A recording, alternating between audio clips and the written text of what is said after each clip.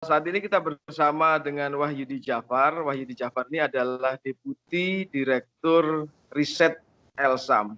Kita akan bicara tentang keamanan dari perangkat digital kita, mobile phone number, dan hal-hal lain yang perlu kita ketahui. Ya, jadi situasi seperti itu dalam penggunaan teknologi informasi dan komunikasi, termasuk dalam penggunaan platform-platform private messaging, itu memang sangat mungkin untuk terjadi gitu kan ya, dengan perkembangan berbagai macam metode, berbagai cara maupun instrumen-instrumen untuk melakukan intersepsi yang sekarang juga kian berkembang seiring dengan semakin berkembangnya platform-platform teknologi informasi dan komunikasi, sehingga potensi-potensi itu juga sangat terbuka. Di sisi lain juga di luar isu tentang teknologi sebenarnya ada pengaruh juga terkait minimnya perlindungan data-data pribadi kita, dikarenakan peluang untuk melakukan impersonasi, peluang untuk melakukan penggandaan akun atau cloning akun itu juga sangat mungkin terjadi gitu kan. Oke, yang artinya kalau dalam bahasa yang lebih sederhana, jadi apa yang kita miliki secara digital ini ada di tangan kita, itu tidak sepenuhnya bisa aman kita miliki ya, Mas? Jadi begini ya, saya mungkin bicara dalam dua spektrum ya. Satu melihat persoalan yang dihadapi Indonesia, dan yang kedua kemudian konteks yang lebih umum. Nah, dalam konteks Indonesia, sengkarut ini kan muncul, tadi saya di awal menyinggung tentang minimnya perlindungan data. Padahal kan seluruh data-data yang kita gunakan di dalam bertransaksi, di dalam pemanfaatan teknologi itu sangat identik dengan kita, mengidentifikasi kita, atau dia personal identifier kita gitu kan. Tidak hanya nama tentu, tidak hanya alamat email, tidak hanya nomor ponsel kita, tetapi bahkan juga kan IP address yang ada di dalam ponsel kita, tetapi juga adalah email yang ada di dalam ponsel kita. Nah, Indonesia hari ini memiliki kebijakan yang namanya kebijakan registrasi SIM card. Artinya kita harus store nomor ponsel kita, nomor NIK kita ya, nomor identitas kependudukan kita, bahkan nomor kartu keluarga, dan juga hari ini ditambahkan dengan nomor IMEI. Nah, yang jadi tanda tanya, yang jadi persoalan adalah bagaimana mekanisme perlindungan terhadap data-data itu. Bagaimana memastikan ada confidentiality dan integritas dari data-data itu gitu kan. Data centernya ada di mana? Siapa yang bisa mengakses data center tersebut? Apakah hanya otoritas tertentu di badan pemerintah, misalnya Kementerian Komunikasi dan Informatika, atau entitas-entitas lain juga memiliki potensi untuk mengakses data-data tersebut yang kemudian berpeluang untuk disalahgunakan. Ini sebenarnya aspeknya bukan teknologi, tetapi kritik saya begini, di banyak negara kebijakan registrasi SIM card itu lebih banyak gagal dibanding berhasilnya. Jadi ketika dia dikatakan akan melawan kejahatan, justru itu menjadi sebatas mitos gitu kan. Karena pada prakteknya ketika di awal dikatakan dia untuk memerangi prank call, untuk memerangi spam tag dan yang lain-lain, telepon-telepon yang tidak kita setujui, tetapi pada faktanya justru malah dia menciptakan berbagai jenis kejahatan baru yang hari ini muncul di Indonesia. Bagaimana kemudian satu SIM card seseorang didaftarkan oleh orang lain, diambil alih oleh orang lain, dan dengan penggantian SIM card itu dia kemudian menguasai seluruh akun di dalam ponsel seseorang, karena seluruh OTP di dalam transaksi ponsel itu dikirimkan terhadap orang tersebut gitu kan. Nah, ini satu hal. Nah, dan itu bukti bagaimana sebetulnya melawan kejahatan dalam registrasi SIM card itu ya benar-benar menjadi mitos, karena justru ada kejahatan-kejahatan lain yang muncul dikarenakan proses registrasi itu. Yang kedua, bicara dalam level yang lebih luas, meskipun hampir semua platform private messaging hari ini mengatakan mereka berbasis end-to-end encryption, artinya orang di tengah-tengah itu sebenarnya tidak ada yang bisa mengakses komunikasi itu gitu kan. Tetapi tadi saya juga menyinggung bahwa teknologi-teknologi surveillance, teknologi-teknologi pemantauan hari ini juga berkembang yang memungkinkan dilakukan penerabasan internet, yang dimungkinkan bisa menguasai, mengontrol suatu devices dari jarak jauh dengan pengiriman malware ya, karena tidak ada konsen dari si pengguna gitu kan. Karena ketika ada konsen kan kita juga sering melakukan bagaimana kita mengoperasikan laptop, mengoperasikan ponsel seseorang dari jarak jauh atas sepengetahuan orang tersebut, itu kan memang dimungkinkan. Nah ini tanpa konsen, artinya ada pengiriman malware yang dilakukan dan kemudian menerabas komunikasi kita, dia mengakuisisi ponsel kita dan kemudian masuk ke dalam akun-akun kita, yang itu ya kadang orang tidak begitu aware gitu kan bagaimana seseorang mendapatkan malware dan kemudian dia mengklik dan kemudian menyetujui berbagai macam hal, membuka lampiran dan seterusnya, sehingga kemudian memberikan peluang bagi pihak lain untuk menembus, untuk mengakuisisi isi dari ponsel kita, mengambil data dan kemudian mengoperasikan ponsel kita dari jarak jauh gitu kan. Pemerintah yang seharusnya melindungi kita dari hal-hal yang tadi Mas Wahyu disebutkan itu Ya. sepertinya tidak bekerja cukup baik ya, sehingga hal-hal semacam ini tetap saja terjadi. Ya, jadi tadi kritik kita dulu kan pertama ketika muncul kebijakan registrasi SIM card khususnya ya, kan ini terkait spesifik penggunaan ponsel, adalah tidak disiapkan mekanisme perlindungan data pribadi yang memadai gitu kan. Waktu itu kita memberikan satu paparan studi yang mengatakan bahwa bahkan negara-negara yang memiliki hukum perlindungan data pribadi yang kuat itu banyak yang memilih tidak memiliki kewajiban registrasi SIM card, karena ya secara gampang dikatakan kebijakan registrasi SIM card itu seringkali banyak mudorotnya dibanding manfaatnya gitu kan. Karena tadi memunculkan berbagai macam hal ya, selain teknologinya juga dianggap tertinggal gitu kan. Karena teknologi SIM card kan kemungkinan juga akan ditinggalkan, berubah ke eSIM card gitu kan. Nah, dan justru itu tetap dilakukan dan hari ini bahkan ditambah registrasi IMEI gitu kan, sehingga kemudian memungkinkan untuk penggunaan mekanisme pemantauan yang lebih mutakhir ketika data-data itu sudah terkumpul gitu kan. Nah, di mana garansi bahwa data kita itu hanya diakses terbatas oleh otoritas tertentu dan tidak bisa kemudian diakses oleh pihak lain gitu kan. Kehandalannya ada di mana? Confidentiality, integritasnya itu ada di mana? Siapa yang menjamin itu? Proses auditnya seperti apa?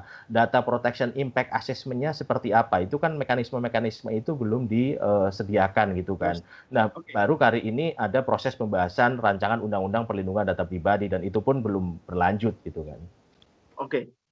Sementara dalam sisi yang lain, masyarakat tidak sepenuhnya aware terhadap keamanan pribadinya, keamanan digitalnya.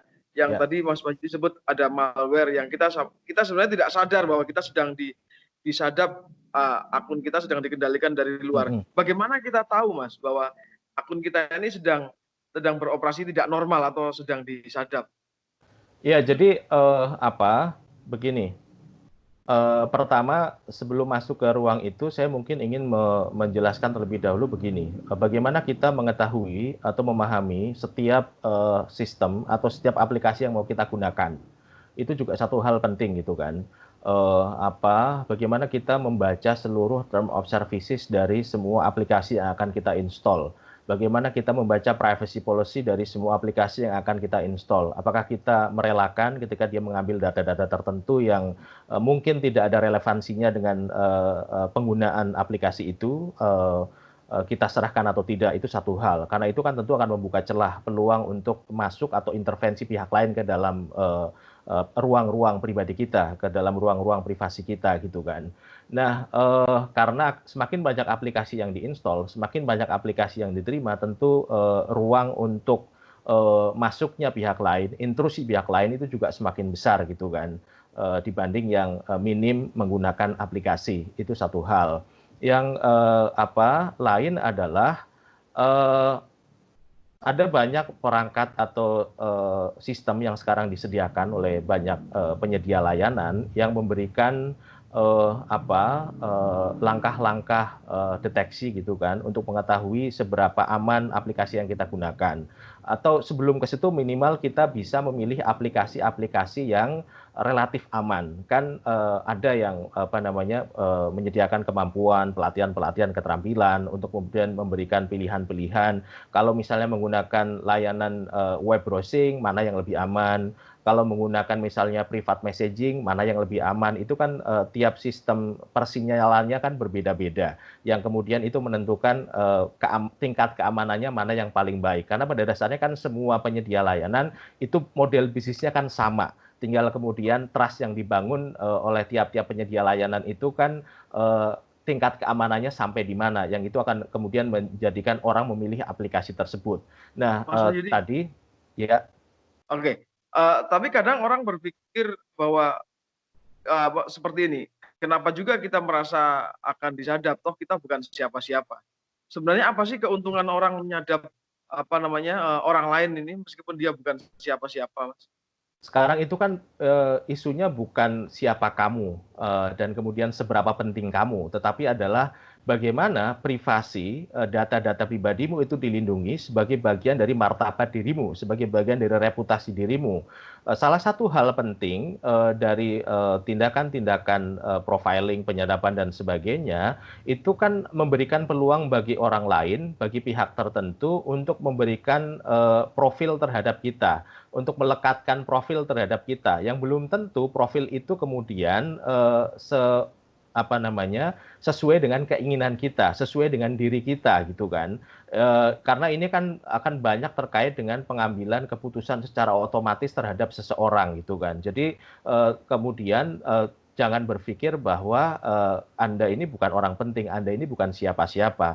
Bahkan urusan profiling dan pengambilan keputusan otomatis terhadap seseorang itu adalah sesuatu yang sangat substantif, sangat penting, dan bahkan diatur secara khusus di banyak undang-undang pelindungan data pribadi di berbagai negara. Karena tindakan-tindakan pengambilan keputusan secara otomatis terhadap seseorang itu akan banyak merugikan baik secara ekonomi dan bahkan merugikan jiwa seseorang gitu ya, di banyak kasus. Yang itu yang mesti ditekankan gitu kan. Jadi mungkin selain tadi memahami bagaimana kemudian memastikan penggunaan aplikasi yang aman, yang kedua misalnya menghindari penggunaan wifi publik ketika melakukan updating aplikasi atau sistem-sistem yang digunakan di dalam ponsel, karena peluang untuk dilakukan penerabasan ketika terkoneksi dengan wifi publik, termasuk ketika mengupdate aplikasi-aplikasi yang digunakan itu juga sangat besar gitu kan. Yang lain untuk deteksi gitu kan bisa digunakan berbagai macam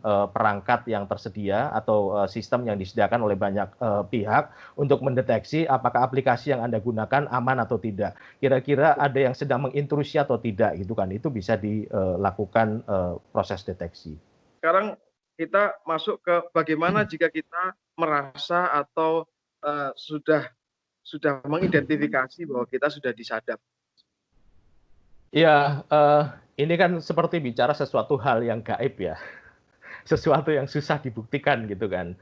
Sehingga kemudian mekanisme pengaduan ketika wah Anda merasa disadap itu juga tidak bisa sulit digunakan gitu kan. Di dalam Undang-Undang ITE itu kan ada dua ketentuan ya yang bisa menjadi rujukan. Ketentuan pasal 26 tentang penyalahgunaan data pribadi gitu kan. Yang di situ mekanismenya adalah perdata. Jadi ketika seseorang merasa data pribadinya disalahgunakan tanpa persetujuannya atau dengan semena-mena, dia bisa mengajukan gugatan ganti kerugian. Itu satu hal. Yang kedua, ada isu tentang larangan intersepsi secara unlawful, secara ilegal. Itu diatur di ketentuan pasal 31. Jadi di Indonesia, intersepsi yang lawful, yang legal, itu semata-mata kan hanya boleh dilakukan untuk kepentingan penegakan hukum dan keamanan nasional. Yang itu prosedurnya sangat ketat gitu kan. Ketika penegakan hukum maka harus ada perintah pengadilan, kasusnya jelas dan seterusnya, datanya terbatas dan seterusnya gitu kan. Keamanan nasional itu untuk keperluan-keperluan yang sangat limitatif juga gitu kan, tidak kemudian semua-muanya dimuarakan ke keamanan nasional, tetapi itu baru bisa digunakan ketika misalnya ada ancaman terhadap apa namanya kedaulatan teritori nasional dan seterusnya gitu kan. Jadi tidak kemudian semuanya bisa dimuarakan keamanan nasional gitu kan. Nah, karena situasinya seperti itu, maka sulit juga menggunakan mekanisme-mekanisme hukum, misalnya, oh saya melaporkan saya mencurigai HP saya misalnya disadap, sistem saya diintrusi, data saya diambil, karena proses pembuktiannya juga sulit gitu kan. Apa yang akan Anda katakan ketika Anda merasa bahwa HP Anda disadap gitu kan. Nah, ketika muncul kecurigaan-kecurigaan atau dugaan-dugaan seperti itu, yang paling mungkin sebenarnya ya melakukan proteksi personal gitu kan. Misalnya dengan logout semua akun, membersihkan semua akun, tidak menggunakan apa namanya aplikasi-aplikasi itu terlebih dahulu, pindah ke aplikasi lain dan sebagainya gitu kan. Itu bagi publik secara umum ya, kecuali memang untuk kepentingan-kepentingan lain yang lebih spesifik gitu kan, ketika Anda tidak ingin terdeteksi secara lokasi dan sebagainya, itu kan soal lain gitu kan. Karena teknologi hari ini itu dalam hal penerabasan itu kan tidak lagi menggunakan metode-metode lama yang kemudian mekanismenya wiretapping dengan menggunakan alat tertentu, tetapi memungkinkan untuk melakukan penerabasan secara otomatis terhadap sistem internet kita gitu kan.